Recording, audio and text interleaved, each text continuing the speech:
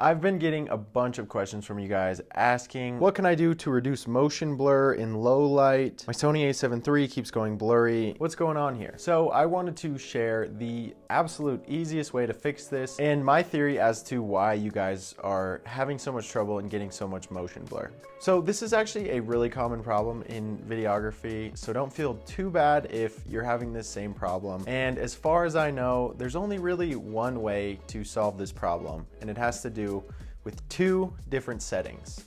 And these two settings go very hand in hand. So you have to be able to use them together in order to make your video look the way that you want it to without getting motion blur. Shutter speed greatly impacts this because shutter speed is the amount of light that is getting to your camera for every single video frame. For photography, it's really easy to explain because it's basically how long your shutter is open for each shot.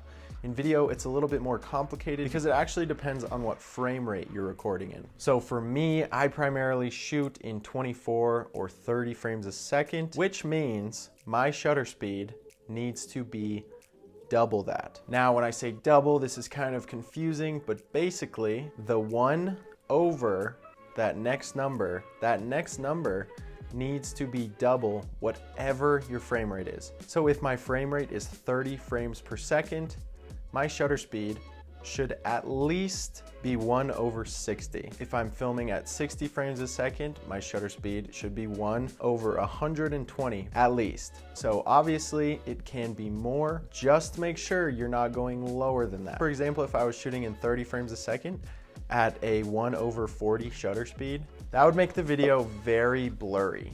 And the more and more you go down, the blurrier and kind of weirder it gets. Obviously it gets brighter, and I didn't want to change my settings too much just for the sake of keeping this video similar and easier for me to color grade, to be honest.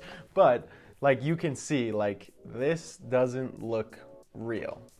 But when I change it back to where I had it at 1 over 80, I'm shooting in 30 frames per second, and my shutter speed is at 1 over 80. It's perfect. Totally fine, normal movements. And another thing that this has to do with is export settings. If you don't know this, the human eye sees in about 24 frames per second or 23.98, which is why you have that setting on your camera. So I always export at 23.98. Even if I do film at 30 frames per second or 60 frames per second, I am always exporting, and my timelines are always edited in 23.98 frames per second. And that's because that is what's most clear to the human eye. It's kind of a little more complicated than that, but for the most part, that is the general reason why we export in 23.98. So when you put all that together, make sure you are doubling your shutter speed from your frame rate, as well as exporting in 23.98 or 24, you should be fine. I think a big reason why this actually happens is because a lot of beginners tend to shoot in auto mode. The camera doesn't care if it goes below that 1/2 rule that we talked about earlier. Say it's too dark in a room, the camera is gonna try and make it light enough to where you can see it, regardless of if it makes the video blurry or if it goes below the shutter speed. It just doesn't care. All it cares about is making that scene bright enough to see. So I think that's where a lot of you guys run into problems, where you're not actually doing your settings all manually in M mode. Again, I have a great video on M mode if you guys want to check it out. So go check that out if you want to learn how to shoot in M mode and just totally master your settings. So if you guys have any more questions about this, please just let me know.